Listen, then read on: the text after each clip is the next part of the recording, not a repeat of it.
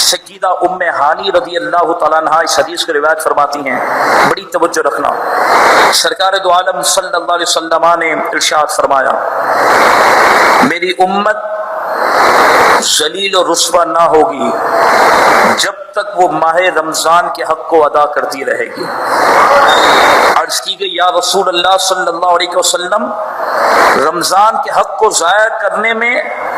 ان کا ذلیل و رسوا ہونا کیا ہے؟ میرے آقا نے فرمایا، اس ماہ میں ان کا حرام کاموں میں پڑنا۔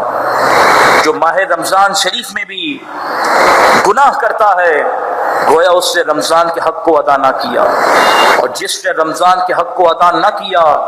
اور اللہ کے مہمان کی بھی عزت کی تو اللہ تبارک و تعالی اسے دنیا اور آخرت میں ذلیل و رسوا کر دے گا۔ اور آخری روایت میں عرض کروں، حضرت سیدنا مولا علی مشکل کشا کرم اللہ تعالی وجہ الکریم ایک مرتبہ کوفہ کی قبرستان میں قبروں کی زیارت کے لیے تشریف لے گئے تو اچانک مولا علی رضی اللہ تعالیٰ عنہ کی نظر ایک تازہ قبر پر پڑی تو مولا علی رضی اللہ تعالیٰ عنہ کے دل کے اندر اس قبر کے اندر کے حالات کو دیکھنے کا اور معلوم کرنے کا آپ کے دل کے اندر ارادہ ہوا۔ جیسے ہی آپ نے خواہش کی کہ جو تر و تازہ قبر موجود ہے آپ پر اس قبر والے کے حالات منکشف ہو جائیں، اللہ تبارک و تعالیٰ کی بارگاہ میں جب آپ نے یہ عرض کی تو رب العالمین نے آپ کے اور اس قبر کے درمیان جتنے پردے تھے اس کو دور کر دیا۔ اب جیسے ہی مولا علی رضی اللہ تعالیٰ عنہ کی نظر صاحب قبر پر پڑی تو کیا دیکھتے ہیں کہ وہ مردہ آگ کے اندر لپٹا ہوا ہے اور اس کی قبر کے اندر آگ بھڑکا دی گئی ہے اور وہ مردہ فریاد کر رہا ہے، یا علی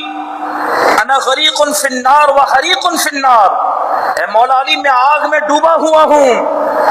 اور مجھے آگ جلا رہی ہے، اے علی میری مدد فرمائیں۔ مولا علی رضی اللہ تعالیٰ نے جیسے ہی دیکھا کہ صاحب قبر آگ میں لپٹا ہوا ہے اور اس کی پوری قبر میں آگ بھڑکا دی گئی، جیسے ہی مولا علی نے اللہ کی بارگاہ میں اس کی سفارش کے لیے ہاتھ اٹھائے، رب نے فرمایا، علی اس کے لیے دعا نہ کر، یہ وہ شخص ہے کہ جو رمضان میں روزے بھی رکھتا تھا اس کے باوجود بھی رمضان کی راتوں میں گناہ کیا کرتا تھا۔ اگر آج ہم نے اس مہینے کی رات کی قدر نہ کی تو پھر ہم اپنے معاملات کا خود غور کر لیں، ہم اپنے حالات کا خود جائزہ۔ رب نے فرمایا، علی اس کے لیے دعا نہ کر،